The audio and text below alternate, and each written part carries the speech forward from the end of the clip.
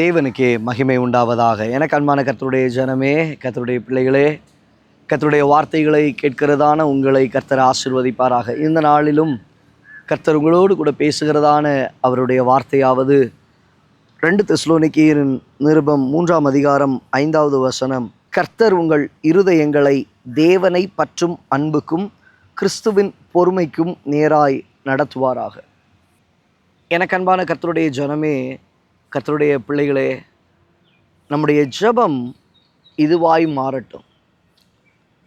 கர்த்தர் நம்முடைய இருதயத்தை அவருடைய அன்பிற்கும் அவருடைய பொறுமைக்கும் நேராய் நம்மை நடத்துவாராக. Praise the Lord. ஆமாங்க, இன்றைக்கு உங்கள் ஜெபம் இப்படியாய் மாறட்டும். ஆண்டவரே, என் இருதயத்தை உம்முடைய அன்பினாலே நிரப்பப்படுகிற ஒரு இருதயமாய், கிறிஸ்துவின் அன்பினால் நிரப்பப்படுகிறதான ஒரு இருதயமாய் கர்த்தர் மாற்றி அமைத்து நடத்துவீராக. அநேகருடைய வாழ்க்கையில் அன்பில்லாத ஒரு சூழ்நிலைகள், அன்பற்றதான ஒரு நிலைகள். அப்போது வேதம் தெளிவாய் சொல்லுகிறது, தேவன் அன்பாகவே இருக்கிறார். தேவன் அன்பாகவே இருக்கிறார். அடுத்து நாம் வாசிக்கிறோம், நீ உன் தேவனாகிய கர்த்தரிடத்தில் உன் முழு இருதயத்தோடும் முழு ஆத்மாவோடும் முழு மனதோடும் அன்பு கூறுவாயாக. அப்போ அந்த அன்பு கூறுதல் நம்முடைய வாழ்க்கையில் உண்டாக வேண்டும். நம்முடைய இருதயம் அன்பினாலே நிரப்பப்பட வேண்டும். அன்பினால் அது சூழ்ந்து காணப்பட வேண்டும். ஒரு காலத்தில் சொல்லுவார்கள், கிறிஸ்தவர்கள் என்றால் அன்பு செலுத்துகிறவர்கள் என்று சொல்லி. ஆனால் இன்னைக்கு பாருங்கள், உண்மையான அன்பு யாரிடத்துலையும் பார்க்க முடியலை. காரணம் என்ன? அன்பினால இருதயங்கள் நிரப்பப்படலை.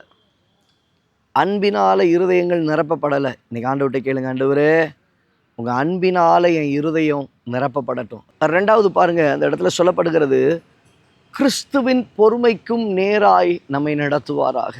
ஆமென். நம்முடைய இருதயங்களை அன்பிற்குள்ளாக அன்பினால சூழ்ந்து 1. 2வது அவருடைய பொறுமைக்கும் நேராய் நம்மை நடத்துவாராக. எல்லாவற்றிலும் நமக்கு இன்றைக்கி அவசரம். எல்லாவற்றையும் நம்ம பிடிச்ச மாதிரி நம்ம ஓடிடணும்னு நம்ம நினைக்கிறோம். இல்லைங்க, இன்றைக்கி உங்களுக்குள்ளே இருக்கிறதான அந்த அவசரங்கள் மாறி போகட்டும். வசனம் சொல்லுகிறது, கிறிஸ்துவின் பொறுமைக்கும் நேராய் உங்களை நடத்துவாராக. அந்த பொறுமை உங்களுக்குள்ளே கிரியை செய்யட்டும். அவசரப்படாதீங்க, அவசரப்படாதீங்க. கிறிஸ்து அவர் காத்திருந்தார்.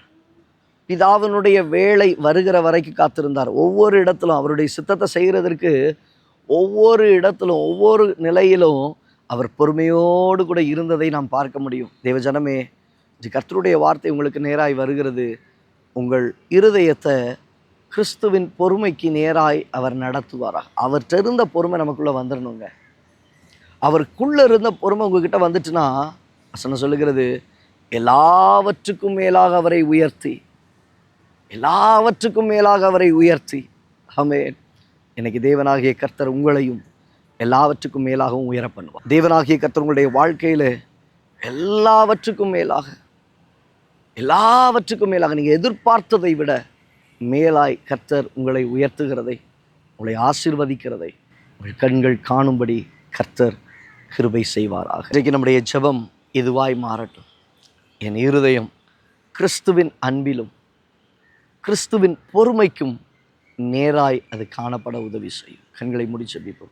நல்ல தகப்பனே, இந்த வார்த்தைகளை கேட்டுக்கொண்டு இருக்கிற நம்முடைய பிள்ளைகளுடைய வாழ்க்கையில் அவருடைய ஜெபமாய் மாற்றப்பட, அவருடைய இருதயம் கிறிஸ்துவின் அன்பினாலும் கிறிஸ்துவின் பொறுமைக்கு நேராகவும் அவர்கள் நடத்தப்படுகிறதை காண்பதற்கு உதவி செய்யும். நன்மையினால் நிறம் இயேசுவின் நாமத்தில் பிதாவே, ஆமென். எனக்கு அன்பான கர்த்தருடைய பிள்ளையே, சொல்லப்பட்ட வார்த்தையின்படி தேவனாகிய கர்த்தர் நம்முடைய இருதயங்களை கிறிஸ்துவின் அன்பிலும் அவருடைய பொறுமைக்கும் நேராய் நடத்துவாராக. God bless you. God bless you. God bless you.